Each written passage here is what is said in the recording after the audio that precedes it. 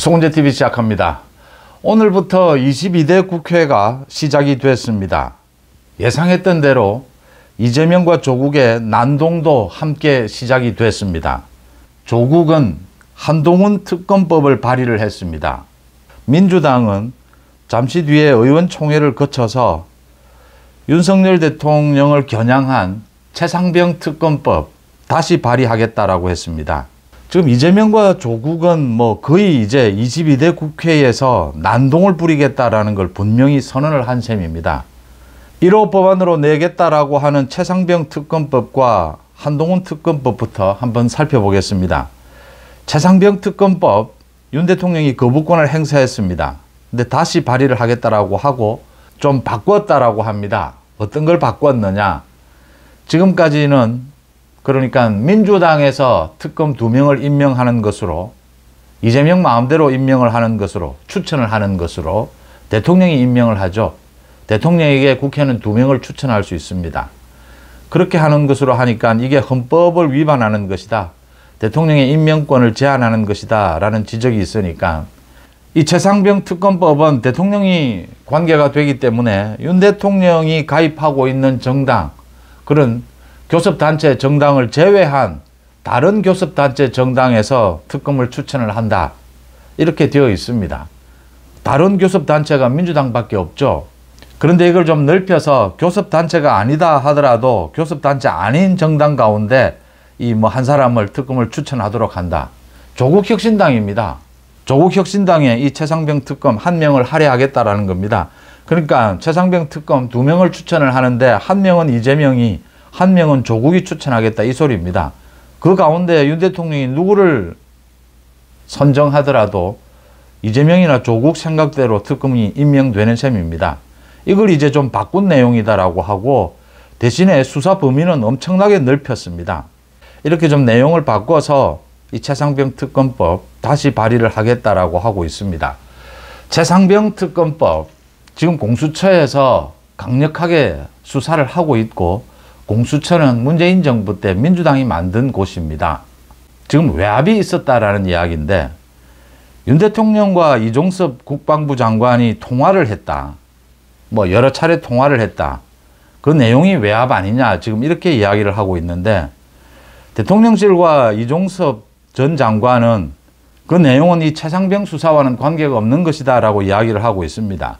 이 지금 외압이 있었느냐 외압이 없었느냐, 이 쟁점, 여기에 핵심은 해병대 수사단입니다.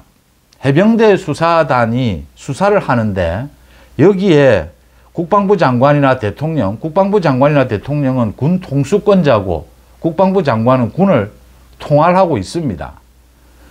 군에 대해서 국방부 장관이 어떤 명령을 내린 것이 이게 지금 외압에 해당을 하는 것이냐, 이 해병대 군 수사권이라고 하는 것이 정말 이게 독립된 수사기관이냐라는 부분입니다.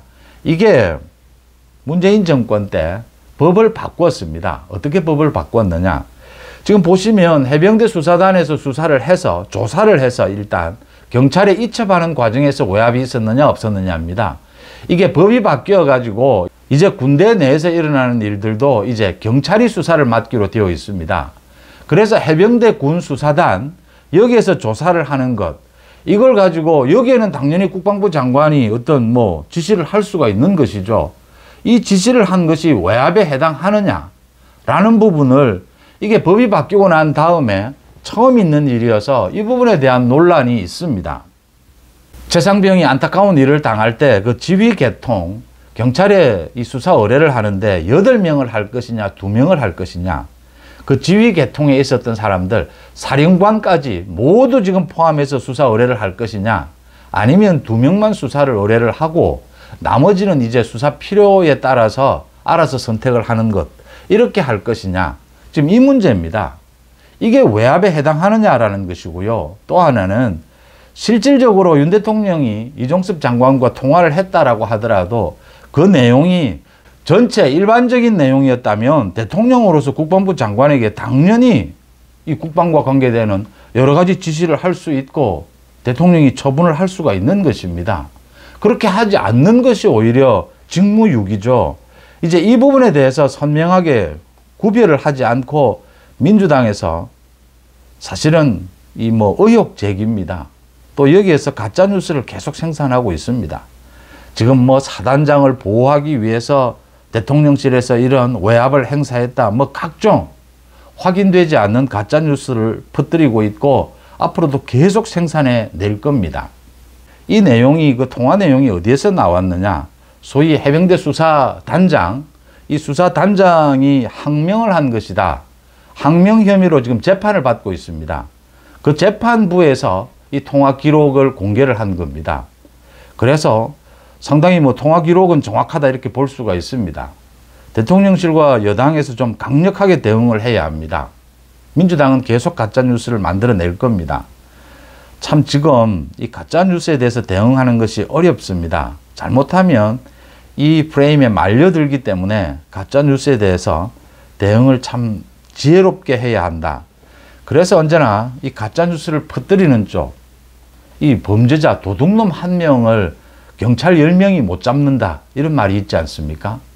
이 가짜 뉴스를 퍼뜨리는 쪽은 이렇게 무책임하게 퍼뜨립니다. 근데 여기에 대응하는 건 참 어렵습니다. 잘못하면 이 프레임에 말려들거든요. 오히려 가짜 뉴스를 키워주는 꼴이 됩니다.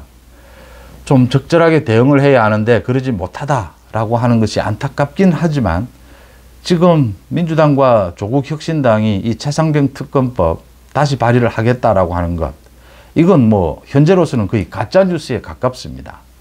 국민의힘 내부 분열을 노리는 겁니다. 또 대통령의 거부권을 유도를 하는 것입니다. 이걸 하면서 국민들의 지탄이 있으니까 이재명은 이제 또 25만 원 살포 이야기를 합니다. 뭐 전 국민에게 살포하는 것은 위헌이다. 반대하는 국민들이 많으니까 이제는 20% 30% 정도는 자기들이 일정 부분 분담을 하는 형태로, 그걸 이제 매칭이라고 이야기를 하죠. 그렇게 분담을 하는 형태로, 이 전부 눈속임입니다. 분담을 하는 형태로 해서 지역 화폐를 나눠주자 지금 이야기를 하고 있습니다. 당연히 국민의힘에서는 거부를 했습니다. 거부를 할 수밖에 없죠. 지금 민주당 문재인 정권 때 풀어놓은 400조로만 해도 엄청난 지금 부담인데, 물가 부담인데 또 현금 살포를 한다는 것이냐. 이게 지금 뭐 20% 30% 상위, 거기는 매칭으로 한다. 부담을, 본인 부담을 하도록 한다라고 해도 똑같은 결과를 초래한다라고 하는 겁니다. 그래서 이재명이 이거 지금 장난질을 하고 있는 겁니다.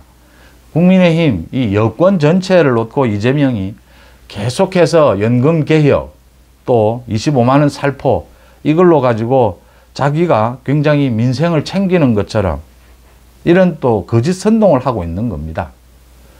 또 여권의 분열을 노리고 있는 겁니다.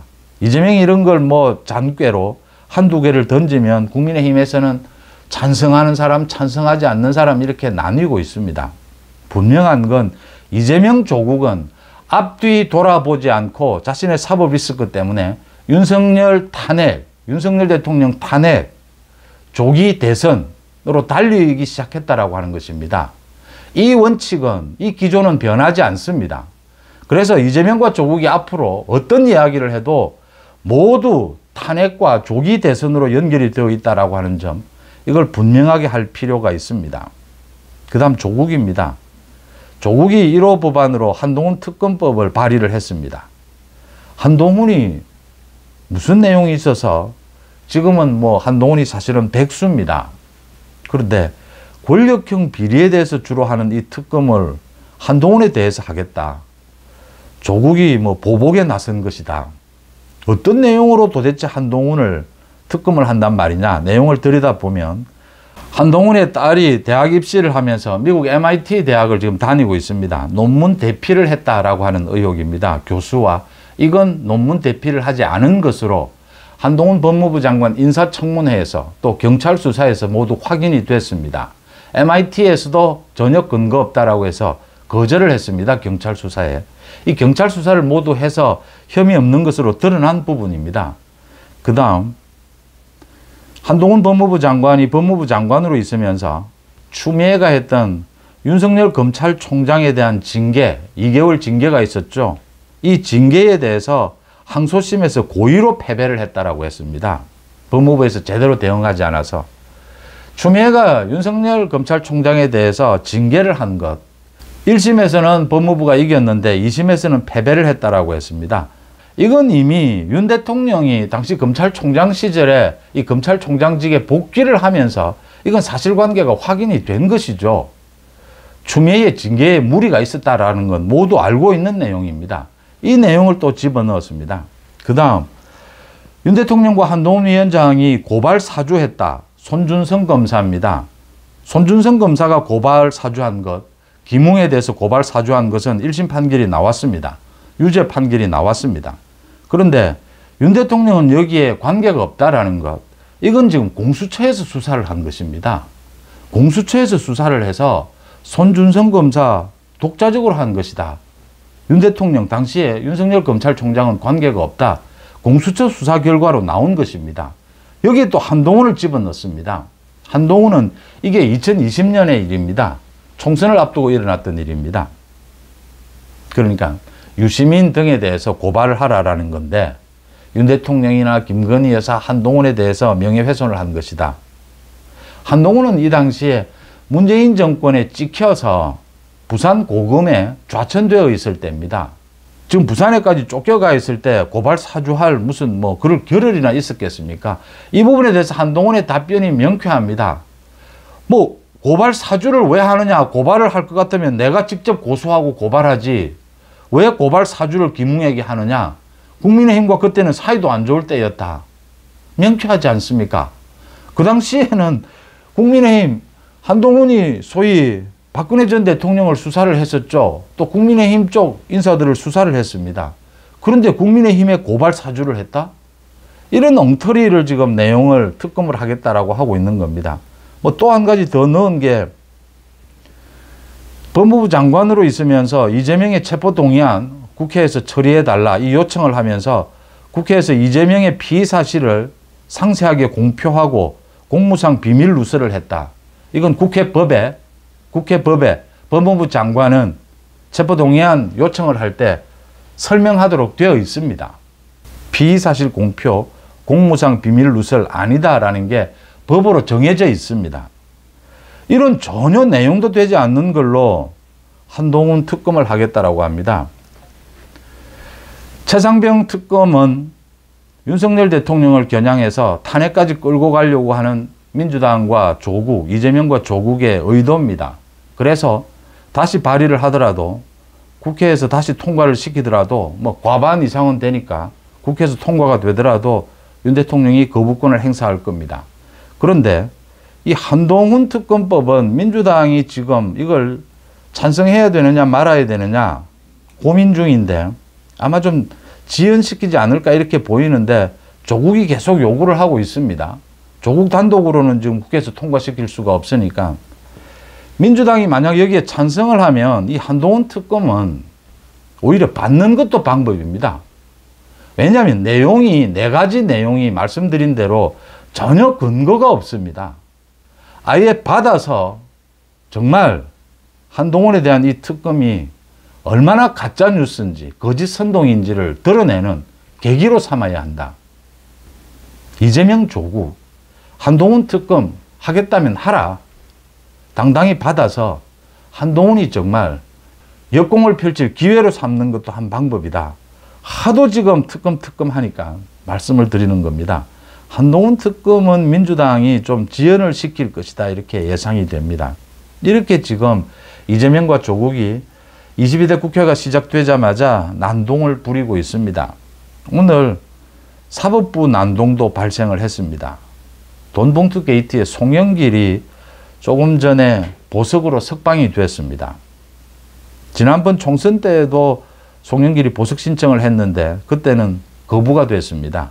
증거인멸의 우려가 있다라고 했습니다. 이번에는 이제 모두 증인신문도 모두 끝나고 재판도 거의 끝난다. 그러니까 이게 1심 구속 기간 6개월입니다. 6개월이 거의 완료가 됐습니다. 163일 만에 보석이 된 겁니다.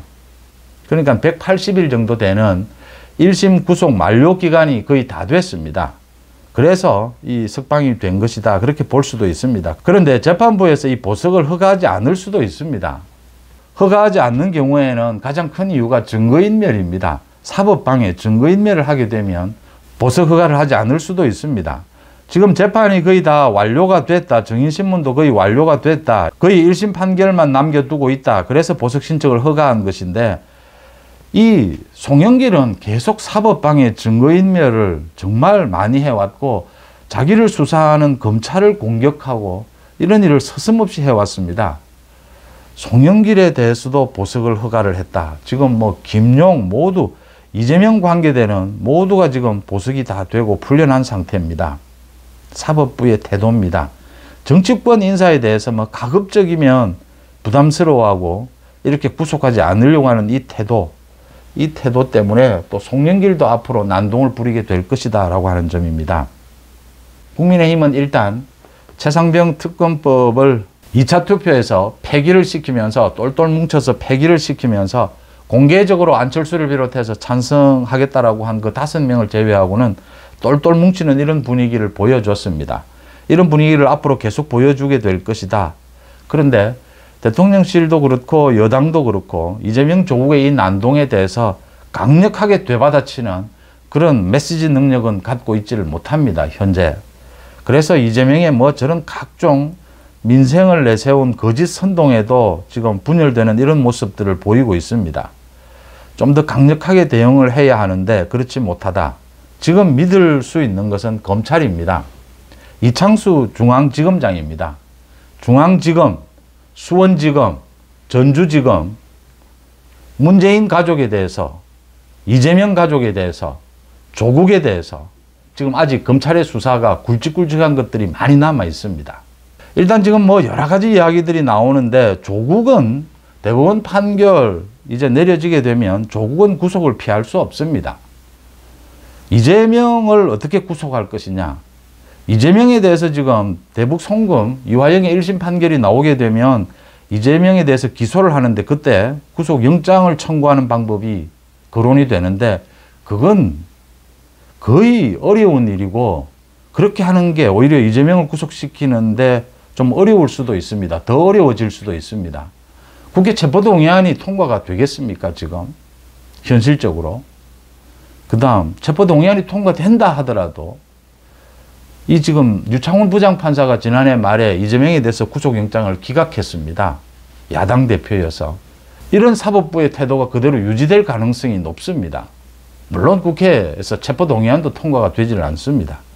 그래서 대북 송금이라는 게 제3자 뇌물 정말 심각한 범죄이긴 하지만 당연히 구속시켜야 될 범죄이긴 하지만 이재명의 사법방해를 생각한다면 당장 구속입니다. 그럼에도 불구하고 섣불리 구속영장을 청구하면 검찰이 역풍이 불 수 있다고 하는 것입니다. 지금은 가능성이 가장 높은 것이 7월 말 8월 초로 예상이 되는 위증교사 1심 판결에서 실형이 떨어지면서 법정에서 바로 구속시켜버리는 것입니다. 사법방해, 증거인멸 때문입니다. 그 가능성이 현재로서는 가장 높다. 위증교사 재판이 가장 빨리 끝날 것이다. 위증교사에서 이 징역형이 떨어질 가능성이 매우 높기 때문에 이재명이 구속될 것이다. 이재명은 이제 아예 대놓고 오늘부터 민주당의 당헌 당규를 고치겠다라고 하고 있습니다.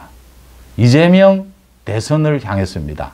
탄핵과 윤 대통령의 탄핵과 이재명 대선까지 당대표를 계속 그대로 가져가는 그걸 위해서 당헌 당규를 고치겠다라고 했습니다.